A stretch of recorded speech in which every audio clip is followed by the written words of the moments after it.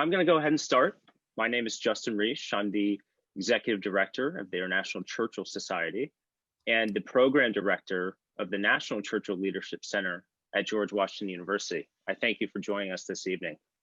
I'd like to say two housekeeping items before we begin.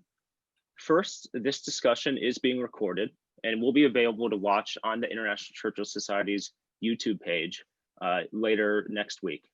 Second, we will be devoting the last 15 minutes of the event to answering some questions from the audience. So please do use the Q&A function in Zoom to submit your questions to the panel. And the Q&A function is at the bottom of where you see all of the panelists. So I'm so pleased to kick this off, and I'm joined tonight with a panel of experts. I'd first like to introduce Rosa Brooks, who's the Associate Dean for Centers and Institutes at the Georgetown University Law School. They Hi, all Rosa. call George something, Justin, so it's fine. Don't worry about it. Thank you, and thank you for joining us. I am joined by another colleague of mine at George Washington University, John Lewis, who is a researcher at the GW Program on Extremism. Good evening, John. Good evening. Thank you for having me tonight. And we are also joined by Mike Signer, who is the former mayor of Charlottesville, Virginia, and the author of the new book, Cry Havoc, Charlottesville and American Democracy Under Siege. Thanks for being with us, Mike. Good evening. Thanks, Justin, for doing this. Thanks. It's good to be with my old friend Rosa and John, who have just gotten to meet through this. Of course. So I appreciate the Churchill Center for doing this event. Of course, we are incredibly, again, like I said, we're incredibly excited by this event. As you all know, the Churchill Center at GW was just renamed the National Churchill Leadership Center, so it really broadens our base to do these types of programs. So let's get right into it. Mike, we'll start with you. Can you please give the audience a short summary of the book for those who have not read it yet, and maybe describe some of the issues that surfaced in Charlottesville in 2017 that continue to be significant in the present day? And I will say, for those who have not read it, your book does justice to, and through personal experience, of course, local government, and how local government is really on the front lines of interpreting and enacting and practicing American democracy and the Constitution. So if you have not read it, I really encourage you all to purchase it. So please, Mike. Thanks, and I appreciate that intro. That's exactly why I wrote the book, and especially in the way that I did. So I had a background before becoming the mayor of Charlottesville as I'd done a PhD in political theory and political science. I was a practicing lawyer. I'd written a book about James Madison, trying to figure out the role of statesmanship in his thought and his leadership. So that was the particular blend of experiences and perspectives that I brought to becoming the mayor of Charlottesville. And the mayor of Charlottesville it's really important as you get into the book and the story of what happened to understand the details of local government. It's a part-time job in a city manager form of government. Nonetheless, I was there in that seat trying to do and doing a lot of work on policy and leadership and ideas about government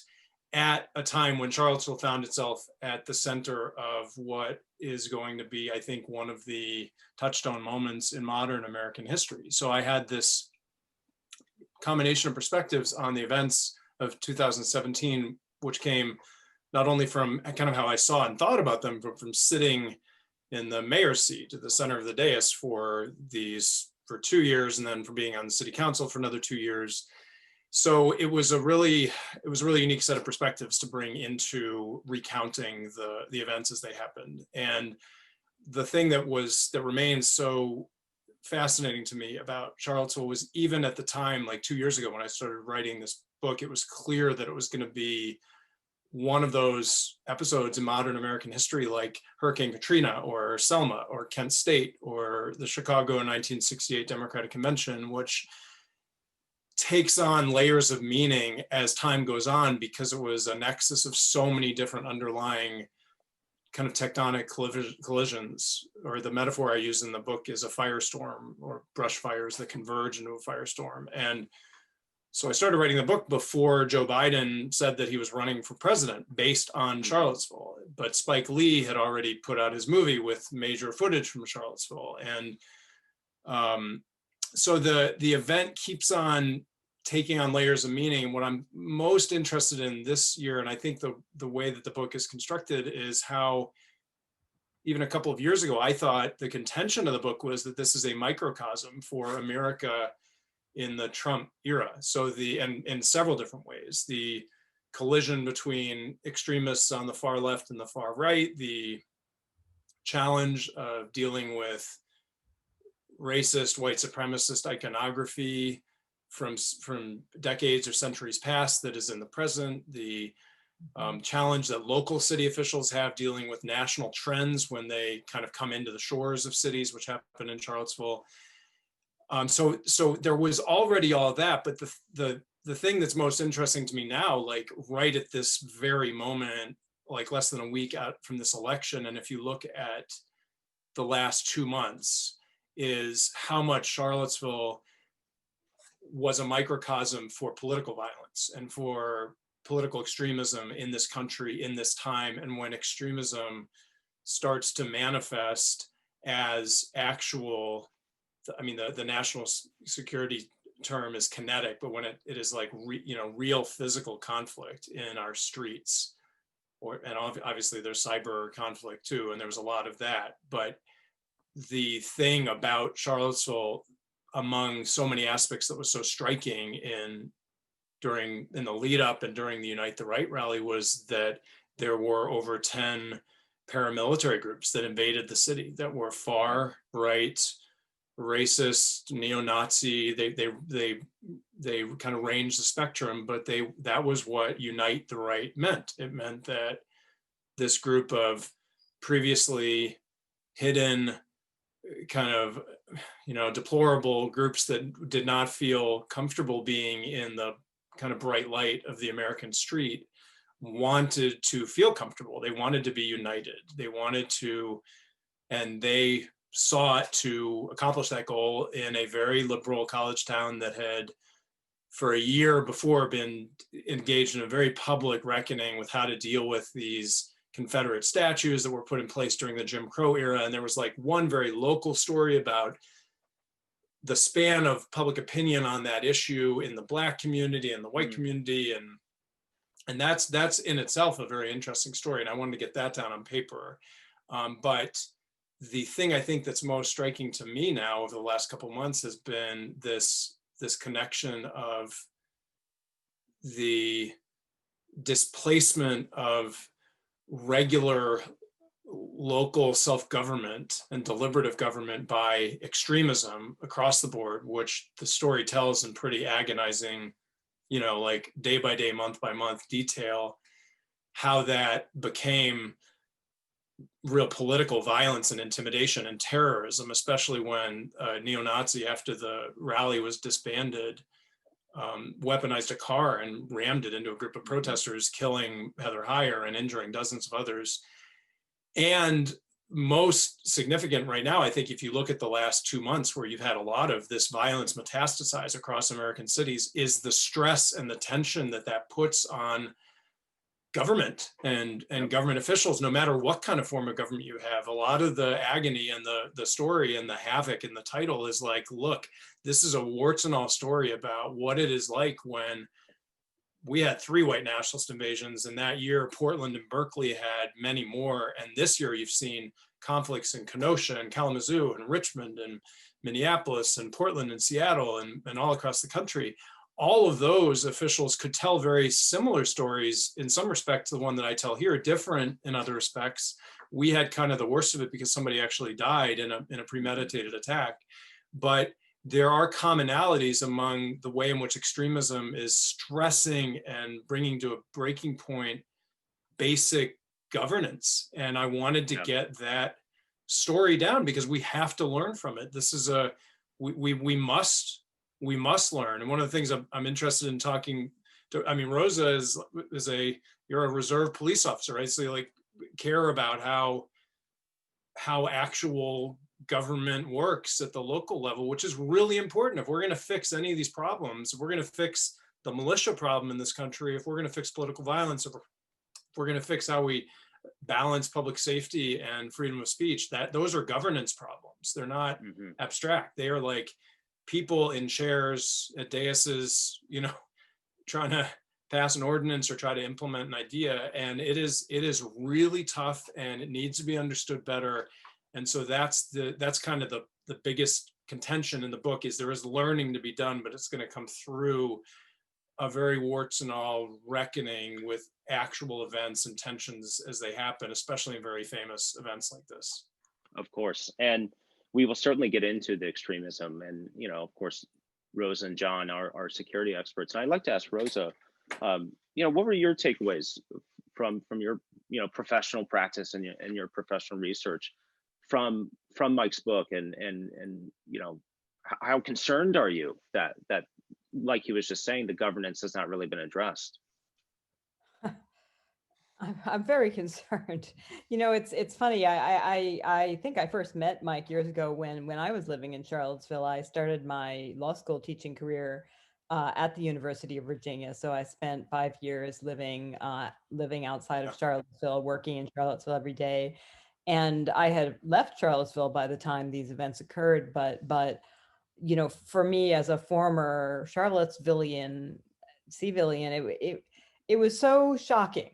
It was so utterly, just on a visceral level, kind of unbelievable and shocking to think of this town that I loved, that was such a great place. It was a place that really, I felt when I lived there, it felt very open. It felt very tolerant. It felt like just a nice place. The kind of place where you saw interracial groups of friends and couples hanging out in restaurants and walking down the streets. Not that there were no issues. Of course there were issues and there were tensions and so on, but it felt like the kind of place that we want America to be, a place that's working through the toxic legacy of racial discrimination, that is acknowledging it and not hiding it, but is actually managing to work through it in a way that's really healthy. And to see those scenes, and for me, it was just watching them on television, of violence and hatefulness was just stunning. And I think it was true for a lot of people, including obviously people who had never been to Charlottesville, partly because we aren't used to that in America, not because we've never in our history had that kind of extremist violence. We have, obviously, you have only, I can remember standing, I suppose, in my constitutional law classes with my law students at the University of Virginia in Charlottesville, and showing them some of the video episodes from things like the wonderful series about the civil rights movement, Eyes on the Prize. And there are some scenes that take place in Charlottesville where you see people, the schools were shut down. The public schools were shut down by the community because white citizens did not want their children to go to school with Black children. And they literally closed the gates of Charlottesville High School. And I remember showing these scenes to my students, and these are obviously from the 1950s, which maybe to us doesn't seem that long ago. It was before we were born, but it was not ancient history. But to my students, who were students who had been born in 1980 or 1985, it was just sort of stunning to, imagine that level of hate, and obviously to show scenes from places like Little Rock and the University of Mississippi, where it took the National Guard to protect the children and the students who were integrating these universities.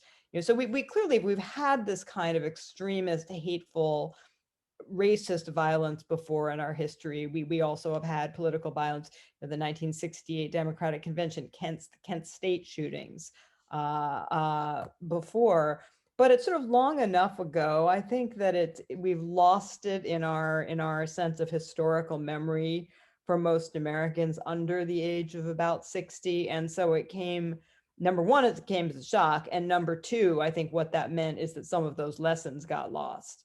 That lesson about how quickly and easily nice societies can slide into some pretty nasty stuff, and how, everybody always quotes, eternal vigilance is the price of liberty. And everybody loves to say that. The right loves to say that. The left needs to say that too, and needs to think that too, not as a call to violence, but simply as a call to really remembering that, institutions aren't magic. And it's funny, I've been thinking a lot about this metaphor people love to use about the so-called the guardrails of democracy, right? As if you're on this amusement park. Democracy is this like amusement park ride. And when you get to the steep parts, you get these little metal rails that go boing, and they just spring out right next to you to keep you from going off the track. That's not the way it works. There are no guardrails that are mechanical that just pop up and save us. That the guardrails of democracy, if there are any, are human. These human institutions that, as you say, Mike, they have to be created the hard way, and through eternal vigilance, through constantly saying, what could go wrong? How will we stop it? What will we do if X, if Y, if Z? How do we have resilient and robust institutions to make sure that does not go on? And I think we were all collectively unprepared. I think your book, Cry Havoc, which, once again, everyone here should buy and read.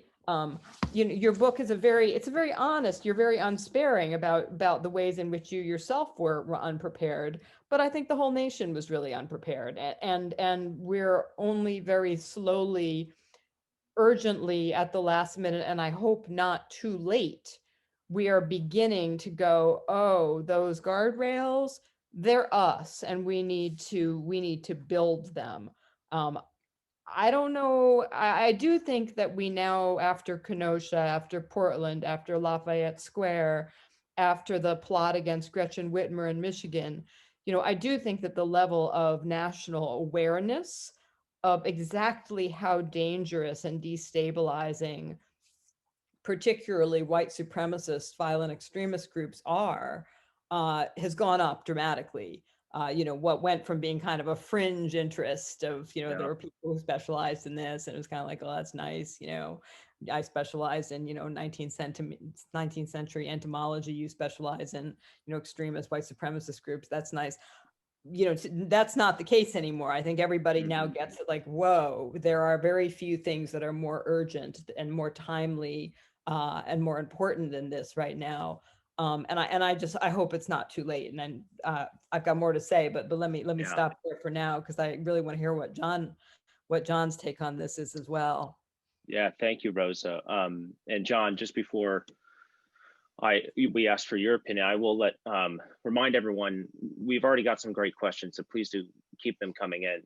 John, with you being a researcher and that being your practice in domestic terrorism and extremism, I'll save my question. I'll save this specific question for a little later, but let's have your take on Mike's book and what are your takeaways? Yeah. Well, obviously, first of all, the obligatory. Everyone should go buy it. Obviously. You all had me at hello. I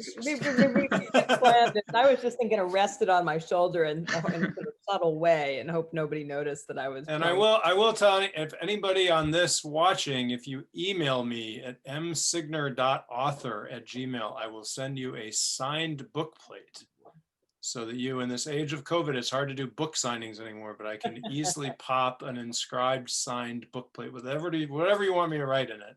Well, you're going to get a deluge of emails. A deluge. Please go, John. That'd be great.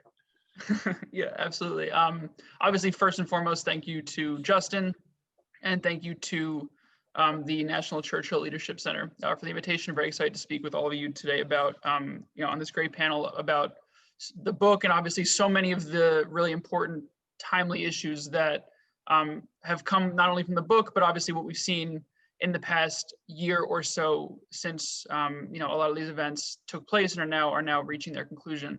I think the first thing that when we talk about, as a researcher, how we understand Charlottesville, I think it's important to understand, completely and accurately looking back on what the threat was at the time, how the threat has changed, and how our responses to that threat have or have not changed as a result. I think, especially, on the timeliness of this event, this week was the 2-year anniversary of the Tree of Life Synagogue shooting in Squirrel Hill. We've seen countless incidents this year that kind of highlight the threat of white supremacist extremism, neo-Nazi extremism, anti-government extremism. And what Mike, I think, lays out so well in the book is still so relevant today for so many of the really specific and nuanced dimensions of a lot of what this threat is today. When we talk about kind of what happened at the Unite the Right rally, it's a tip of the iceberg, right? We've had reporting since Charlottesville that members of the Unite the Right rally were, in some way in communications with, overseas extremist groups, including the Russian Imperial Movement, which was designated this past spring as a specially designated global terrorist organization by the State Department. We continue to speak about, every year it seems like we continue to speak about the need to more coherently and effectively counter extremist use of technology and social media. There's been a lot of discussion recently about the role of government versus the role of civil society and technology companies in countering all the content that is all over places like Facebook and other social media companies, and the role of Section 230 and other regulatory schemes in that. And we see it in the activity, quite simply. This past January, we had almost 20,000, I believe, is the approximate number of individuals who ended up in Richmond to protest what were believed to be some new gun law proposals from the state legislature. So I think what came out after that January rally, at least, was that members of the base, an accelerationist neo-Nazi group in the U.S., members of that group are alleged to have been planning to take advantage of what they thought would have been unrest at that event to bring about this violent societal collapse that organization craves. And I think that, like Mike laid out so well in the book, these issues haven't gone away. And if anything, what we've seen in the past year is that these issues continue to spread nearly unchecked. In the face of increased law enforcement pressure, we still see this huge rise in anti-government extremism through groups like the Boogaloo movement this year. The threat of unaffiliated lone actor extremism, where the only links are online, the continued spread of protests in the U.S. that attract heavily armed individuals on both sides, as well as outside actors. I think that all of these themes that were really so evident in what we saw in the violence at Charlottesville, and what I think collectively as a community and as researchers, we all took and absorbed and looked at what the policy was and what the policy wasn't. And I think that simply we just haven't seen enough substantive movement on what are essentially a lot of the same underlying issues of understanding, responding to, countering effectively, robustly, completely the threat of domestic extremism in the United States, whether that's white supremacist, anti-government, or other.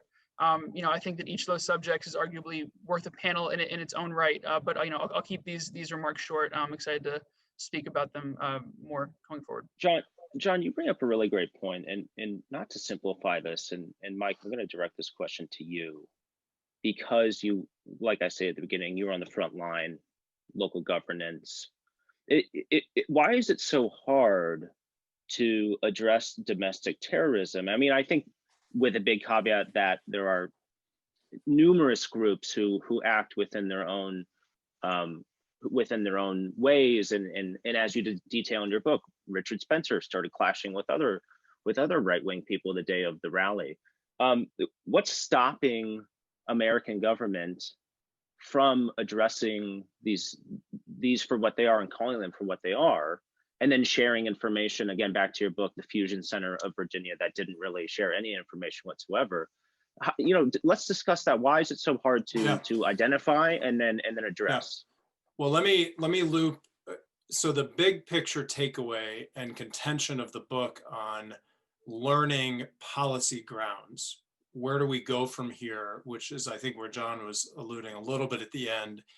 I started with some foundations, a project that is still ongoing called Communities Overcoming Extremism, the After Charlottesville project. The Ford Foundation was involved, the Anti-Defamation League was the headquarters of it, the Fetzer Institute was involved with it, and we convened summits of both private and public sector leaders who have been dealing with extremism, like the mayor of Berkeley was at our summit, and the counsel to the mayor of Portland, and like people who had really been there. And we kind of generated and harnessed all kinds of learnings that came out and put together a framework and a final report. And the basic like 30-second elevator takeaway of it, elevator speech, is that if we're going to have a coherent framework for dealing with a society in which extremism and political violence have become more common, there is a hard side to dealing with that problem and a soft side. The hard side are the traditional tools of government, coercive government, investigation, intelligence, prosecution, the discussion like John is talking about, with and more, federal statutes that would give more tools for dealing with terrorism. The way in which the whole apparatus after 9/11 works to deal with potential threats, and even like local policing, the way in which they design security plans that are better. And Georgetown Institute's for Constitutional Advocacy and Protection, which is one of our friends and worked with us, they just put out this 100-page guidebook for municipalities to better design permitting and security plans for civic unrest. And it's on there, it's Georgetown ICAP, and it's a handbook. Then there's the soft side, which spans the gamut from NGOs to schools to the private sector, where they have a real role, like what Twitter has done the last week with refusing to be a vehicle for disinformation exploding into hyperspace, all of our, taking over the headlines and warping our political debate. That's really important. When Airbnb kind of canceled the reservations of people coming to Charlottesville for this rally, that was a proactive action. So when mayors set up kind of civil society councils to try and stop hate and bigotry, that's an action. And the simple idea in all this is we need to shift to a proactive posture, that the threat is it moves too quickly, it is too emergent, it is too, it's really volatile, it moves quickly across, especially cyber dimensions, and the watchword is proactivity. And I don't mean to be like too kind of buzzwordy about it, but a lot goes into being proactive. When Rosa talks about how easy it is to seem unprepared, that means that there is an entire guidebook that all actors need to do to be prepared. And I talk to mayors a lot now and other about lessons from Charlottesville. And it's like, look, design your security plan to deal with the constraints of the First Amendment, which a lot of people are not aware of. The devil is in the details when a crisis happens, and the details end up mattering hugely. Like Minneapolis, who knew there that they've got a weak mayor form of government, they've got a strong city council form of government, but the only way that the mayor there is strong is he runs the police department, or the police chief reports up to him. That's a detail of the arcana of local government that really matters in a crisis. And if you're going to do police reform, you really need to care. And the way that I just want to give one tidbit in response to your question that's in the book. I had firsthand knowledge of the Trump administration's coddling of white nationalists in their domestic countering violent extremism program, because a guy who at the State Department told me that at a meeting of the US Conference of Mayors, and I have it in the book. He said, yeah, we've been told, this is the spring of 2017. He said, we've been told not to use the term white nationalist when we're dealing with potential domestic terrorism.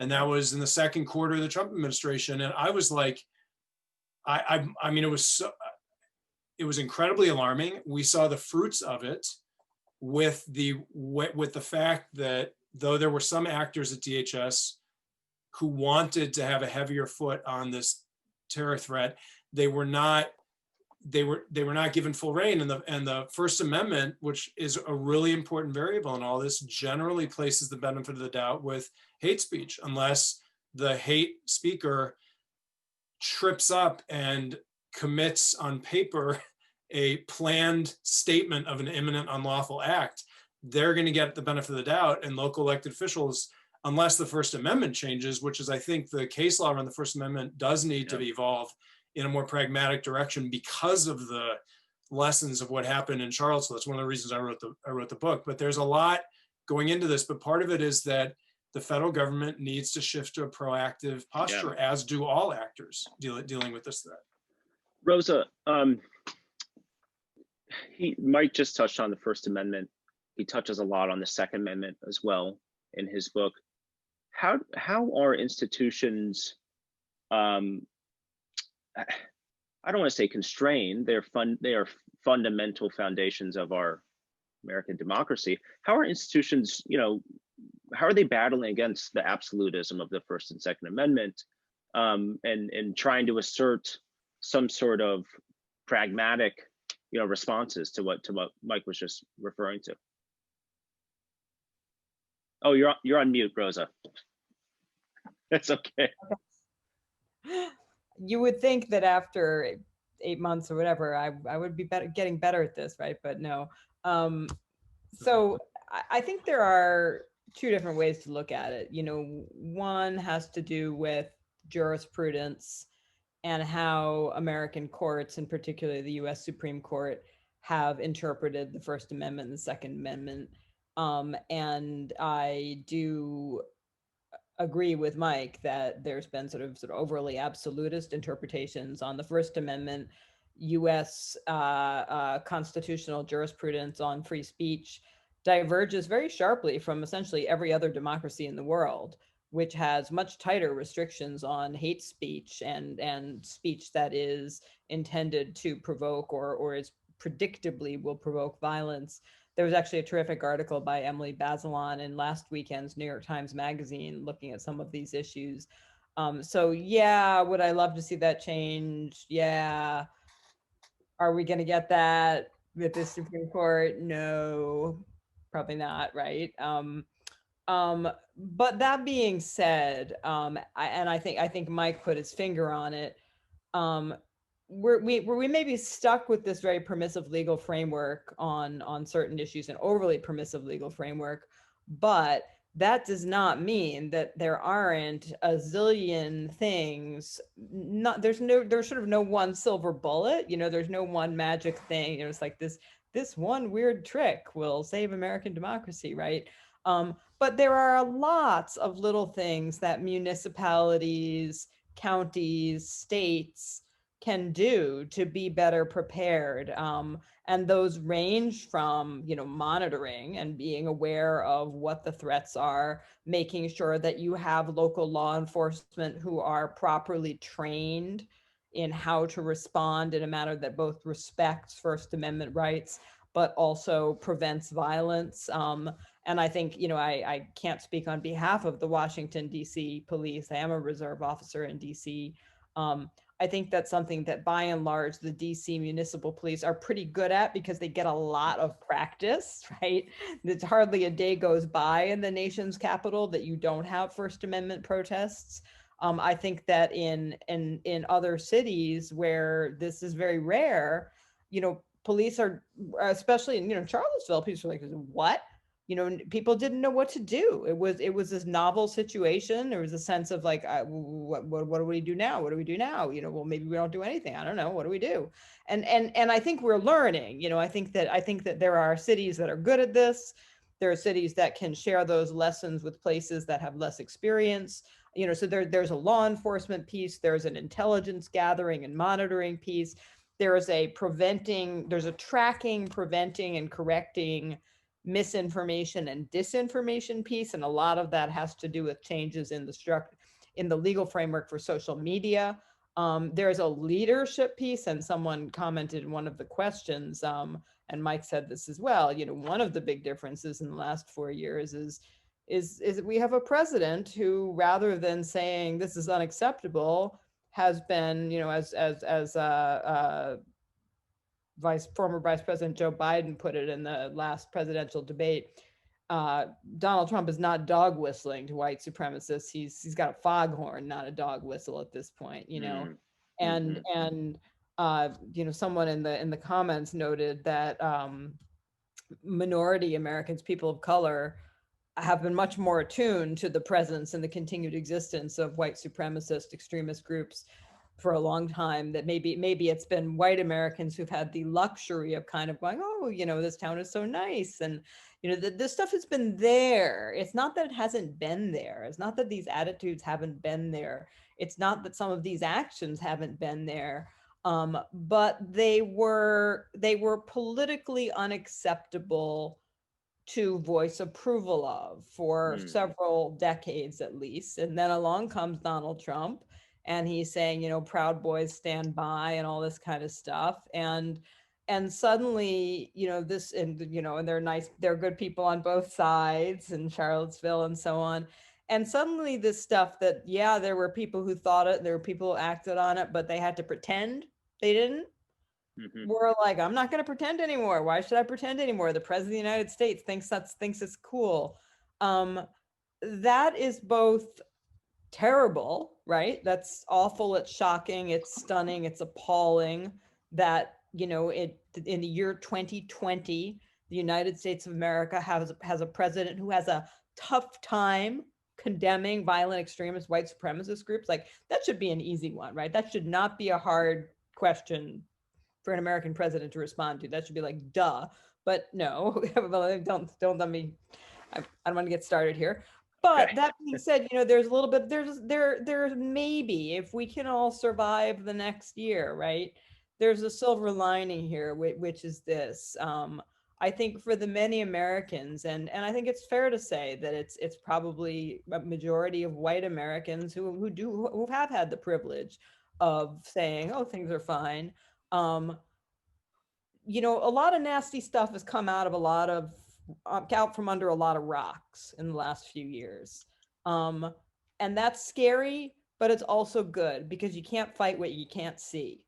And, you know, this goes back to me saying that it used to be people who studied this were like, you know, you've got this obscure specialty, but now it's, you know, I think there are not a lot of people left in the United States who don't, except the white supremacists, violent extremists themselves, who don't get that this is an urgent, burning issue. It is a moral issue. It is a pragmatic issue. It is an issue that goes to the future stability of our nation. It goes to whether we remain a democracy. You know, we get it. Everybody gets it. And that's pretty critical in terms of mobilizing the needed political resources to combat it. You know, and I'll stop there. But one of the things I hope we'll talk about is, you know, as we go forward, if we have the luxury of a month from now, you know, 3 months from now, having a president who says, I want to put together a commission to make sure that this never happens again. You know, what are the things that we want to be doing? And John, if I may ask, from your research, if there is a contested election, you know, 5 days from now, has your research borne out the likelihood or the chance of a surge in extremist activity and violence? Sure. So broadly, what I think is important to say is that I think any degree of uncertainty is what fuels this fire for a lot of the anti-government, especially extremist actors in the US. What we saw in the past 6 to 8 months with the Boogaloo movement, and again, this is the accelerationist anti-government group that's the distinctive Hawaiian shirts, plate armor, AR-15s. They're not a cohesive organization. They don't have leadership. They don't have, you know, a PO box. It's a disparate, mostly online group that has been more and more active offline in a lot of these civil unrest situations. And so that's what I think for a lot of researchers, the concern stems from, is that yes, any level of uncertainty that then leads to civil unrest, which, you know, we saw with racial justice protests in Minneapolis, where you had outside actors believed to be members of the Boogaloo movement who were inciting violence. You saw it in Oakland, where members of the Boogaloo movement are alleged to have used the protest as a distraction to commit a drive-by shooting of 2 Federal Protective Service officers outside of a courthouse in Oakland.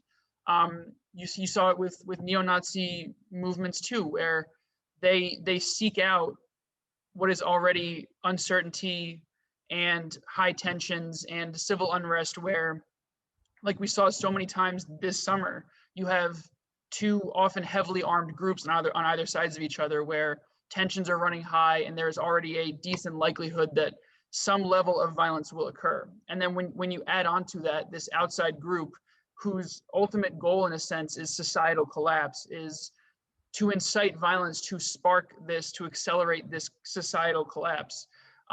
When you add that onto what is already a very volatile situation, I think that's where a lot of the concern stems from. And I think broadly what I would say is that the danger and risks associated with a lot of these anti-government accelerationist movements online is that they're very adept at seeking out, latching onto what are local grievances, right? So you have, for example, the Gretchen Whitmer kidnapping. That was a very, I mean, she became a figurehead, I think, for a lot of the COVID-19 lockdown restrictions, and a lot of anger was absolutely generated towards her, not just in Michigan, but abroad or across the US. But I think specifically a lot of what the allegations lay out in that case is that, members of a local militia were engaged in plotting, and then there was this broader online interstate Facebook group that was also involved in this plot and had members driving from, I believe, Delaware and Texas to engage in the planning of the plot to kidnap the governor. So I think that, yes, I think any kind of contested election that leads to peaceful civil unrest is absolutely, the more of that we see, the more concerned I think that we are that could quickly devolve into some sort of violence incited by these anti-government groups. Thanks, John. Mike, you talk in the book about the city council's struggle to respond to the converging extremism of course, the extreme right, but then also with Antifa and how the counter protesters that not just on the United Right rally, but the KKK event early before that. And this goes back again to governance, but of course, I think it's totally fair to say we're all anti-fascist. The namesake of the organization I work for was an anti-fascist, and I think that's a totally acceptable and progressive, in a little p, effort. But how give us your personal experience. How constrained were you, and how do you pair that desire to be, yes, of course, anti-fascist with having to be fair in the eyes of the law?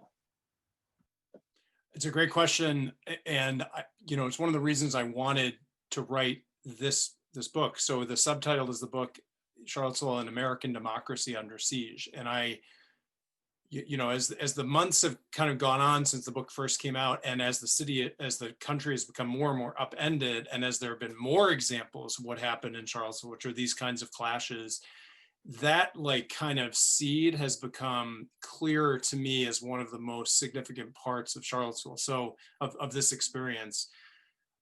So if I think about the core idea, and there are a couple of pretty good questions in the QA about defining extremism and the founding fathers and so on.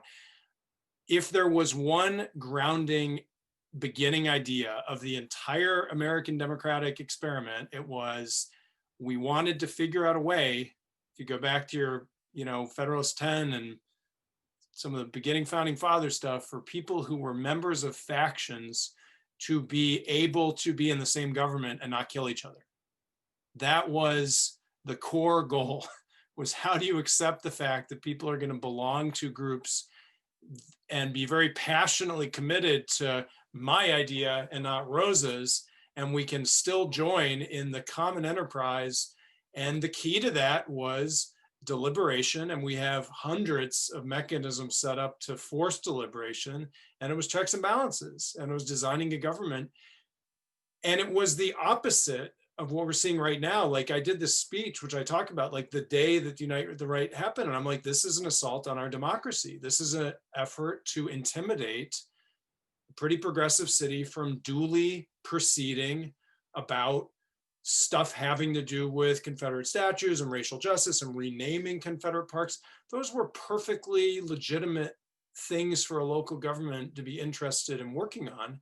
And these groups on the very far right wanted to stop it and shut it up and intimidate it and shut it down.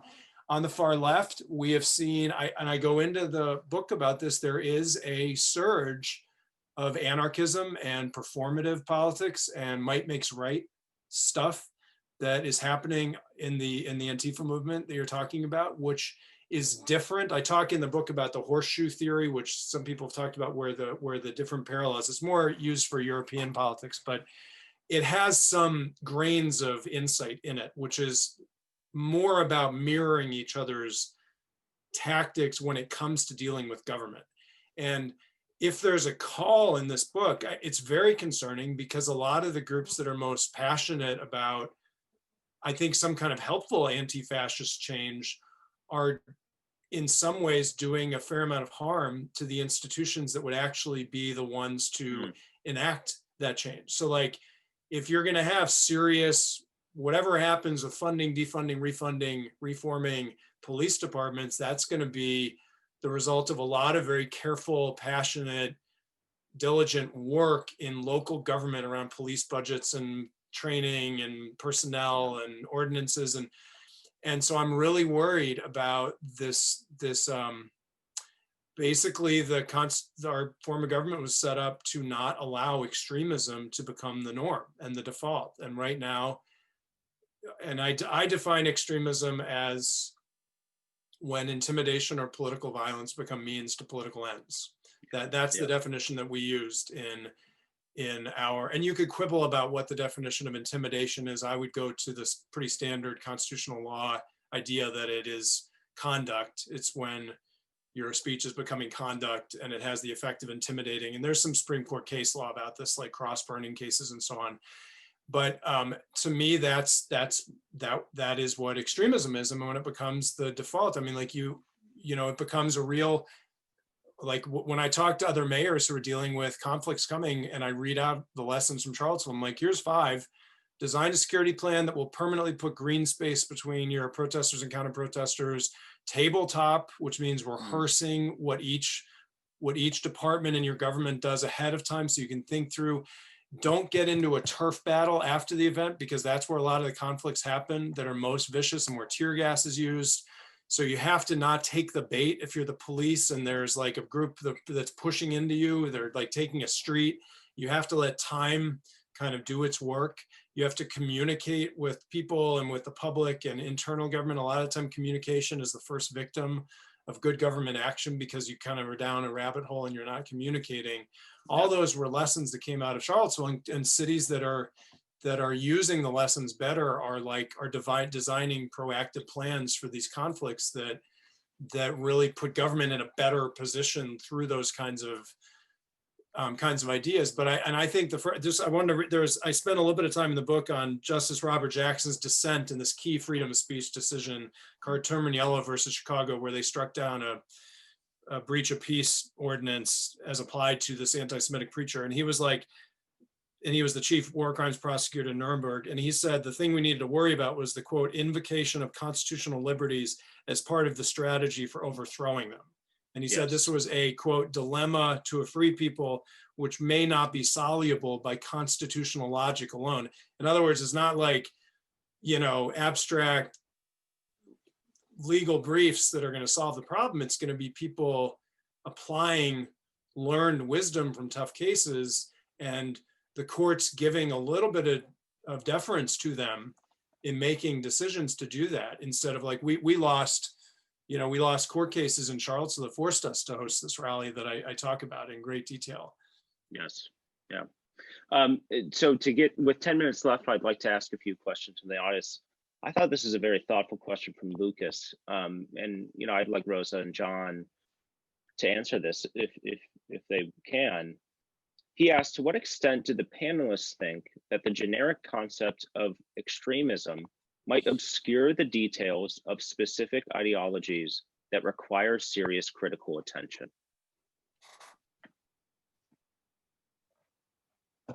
So, Rosa, you're on mute. Oh, go ahead, John. Go ahead. Go ahead, John.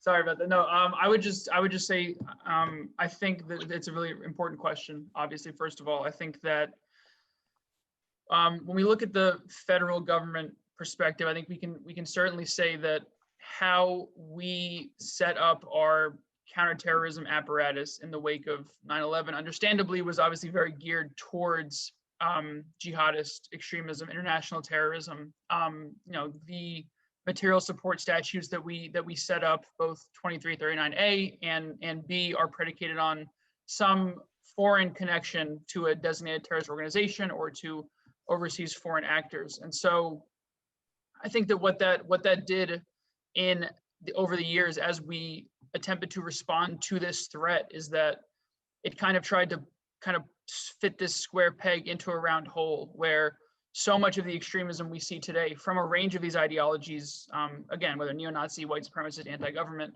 don't fit cleanly into the terrorism and counterterrorism architecture of how we, as federal government, the state government's a bit better at the domestic terrorism charges, but theirs kind of vary more widely in how they prescribe those types of things. And so I think that when you talk about how, obviously as a federal government, we have not done enough to counter the specific ideologies that have really reared their head, before Charlottesville, obviously after Charlottesville. I think that is an issue. I think that should be a primary focus going forward for, federal and state governments, is to cultivate and develop that more nuanced understanding of, when this group pops up and says it's white supremacist, what does it mean? Are militias white supremacists? How do we more effectively counter and understand so many of these groups? And I think that from a very top-down perspective, I think that understanding and that focus has been lacking. I think that we've understandably spent so many years looking outwards at the terrorist threat. And again, as a law enforcement entity, the U.S. did very well in countering homegrown jihadist extremism, I think, in post 9/11 and in the ISIS mobilization. But I think that what you've seen as a result is we haven't been able to have that same success in fully from beginning to end, from flash to bang. We haven't done nearly enough to counter the totality of the actors and prosecute them for the totality of their extremist acts. And I think that's something that's missing from our understanding of the specific forms of extremism in the U.S. today. Right. Rosa? Yeah, I was going to also connect that very good question to another question someone asked. Would not the founding fathers of this country have been considered extremists by the British? I think one of the key factors here, there's of course, there's a vast literature and political theory about under what circumstances, if any, is civil disobedience morally permitted or even required, under what circumstances, if any, is violence morally permitted or even required. And I'm sure we can all imagine, our own hypotheticals of, if you could assassinate Hitler, would you do it, or whatever, right? Yeah. I don't think anyone would say, with the exception perhaps of true pacifists, and there are some, I'm not one of them, I don't think most people would say there are no circumstances ever in which violence would be justifiable. And it's probably, yeah, it's true. The signers of the Declaration of Independence knew they were committing what the British viewed as treason. And they knew that if they lost, that there was a very substantial likelihood that they would be executed. But, right, I think, and here's the really important distinction that, and this is to radically oversimplify, 8 billion volumes of political theory and philosophy. the moments, if there are moments in which violence is justified in defense of political ideals, those moments are restricted to ones where there is no other possible way to defend or advance absolutely vital political ideals to save lives and so on. That when you're in a situation where you can assassinate Hitler or you can let 6 million Jews be murdered, that's a little bit different from a situation where, hey, you could be violent and you could drive your car into a crowd of peaceful protesters and kill somebody. Or you know what? You could go and make your arguments in the normal ways that Americans are allowed to make their arguments. You can vote, you can publish articles, that we do live despite everything, despite the many deficiencies in our democracy, we do live in a society that is still an open society in which there are multiple avenues for Americans, regardless of their political views, whether they're left-wing anarchists or whether they're white supremacists. You're allowed to write an article and say, here's what I think, here's why. You're allowed to say, hey, I'm running for city council. Here are my views. You may think they're extremists, but here's why I believe in them. And you're allowed to try to persuade people. And as Mike said, short of the, shouting fire in a crowded theater, et cetera, kind of stuff, you get to say it, even if I think it's disgusting, despicable, morally reprehensible. You're not out of options. And I think that the colonists who declared independence from Britain, nobody ever actually reads the Declaration of Independence. Everybody knows like the first couple of lines, but nobody ever reads the rest of it, right? Because it gets boring.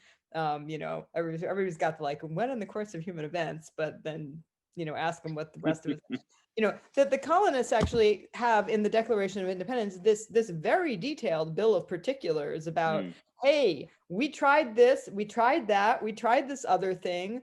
Here are all the ways in which we have been shut out from having a voice in our government. Here are all the terrible abuses we have been suffered. And here is why, that's the whole thing, a natural respect for the opinions of mankind make us say we have to have this declaration in which we explain this. We're not turning to violence because what the heck, it's fun, because we think carrying tiki torches or rifles is cool. We're doing it because we believe that we have exhausted. Oh boy, my dog really wants to be a part of this. Well, your dog is very much agreeing with you. She hears my voice getting impassioned, and she's wants to do a therapeutic intervention before things get out of hand. Yeah. Well, I'm sorry to. I mean, that's exactly the thing, right? That extremism is not simply a description of your views are out of the norm. That what we worry about is violent extremism at a moment where it is not justified because there are peaceful means to put forward your views. Mike, with 1 or 2 minutes left, I'd like you to respond to what you heard from John and especially from Rosa just now.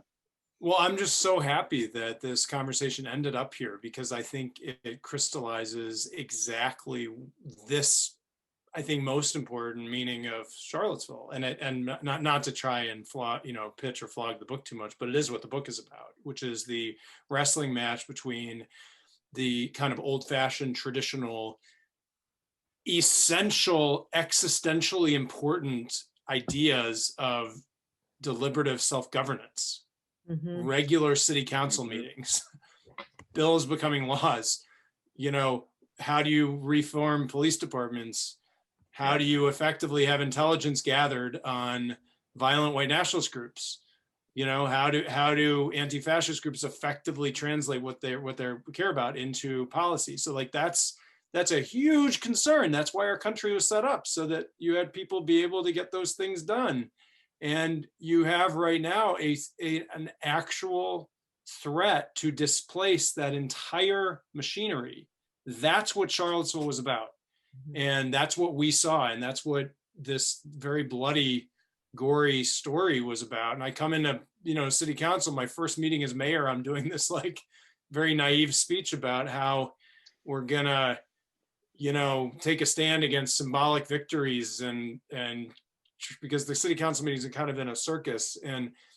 But there's a through line between that and what both Rosa and John are talking about, which is this, just to close, I mean, we are seeing things, like there was one part of the question which was about how do you parse the ideologies that lead to extremism? Is there stuff of value in them that we can still understand?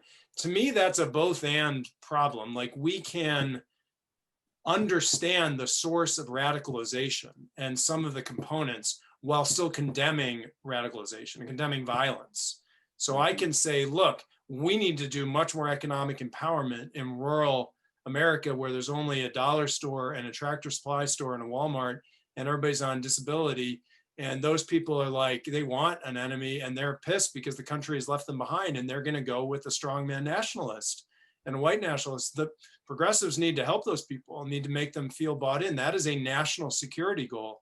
So you can understand what's giving rise to this violence while still condemning violence. You could do the same on the left.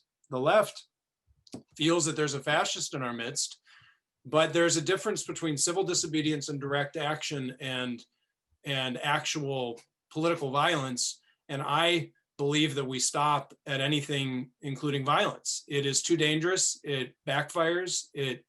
I think, as Rosa said, if there's any other option within the legitimate democratic system to redress your grievance. Don't, like recently there were folks protesting evictions were knocking in the glass at the federal courthouse in Richmond. Where that's not going to be an effective way. I draw the line at violence and property destruction. That's where that's my bent, and I'm a lawyer and part of the establishment by having been elected official. But I think if we push people to try to achieve what they want to within democracy, that is what will save democracy. And that is, I think, in the end, that's the stakes of the story of the book. And I think that's the stakes of where we are literally as we speak. So I'm hopeful. I actually end up on a hopeful note in the book. It drives my wife crazy that I still end up on this optimistic idea, but I still have that. I think that ultimately it's a stress test for a system that still has blood flowing through it and is still alive and kicking, and it's going to absorb this tremendous internal assault, and it will wake up and return blood flow to the organs that are supposed to solve problems, even though we've had this cancer kind of going, however you go with your metaphors, but like, you're gonna work on that metaphor. COVID, something, but like, that to me is how we're going to view this in 100 years. Well, I thank you all for this wonderful conversation. And as Mike said, if anyone who is on, if you email him at, and let me get this right, it is msigner.author@gmail.com. You will get a signed book plate. There's nothing better than that ahead of this election. So I wish you all, everyone, all the audience, I wish you all well. Please vote. It's a civic duty. And thank you, Rosa, John, and Mike, for this wonderful conversation. Thank you, Justin. Thank you, guys. Thank you to GW and the Churchill Center for hosting this. Really great. And congratulations on the name change. Thank you. And the mission. Our pleasure. Yeah, good luck. And Take care. Sorry about the dog. Don't worry. Always. Best part of the talk. Dogs are always a nice joining. So take care. Thank you.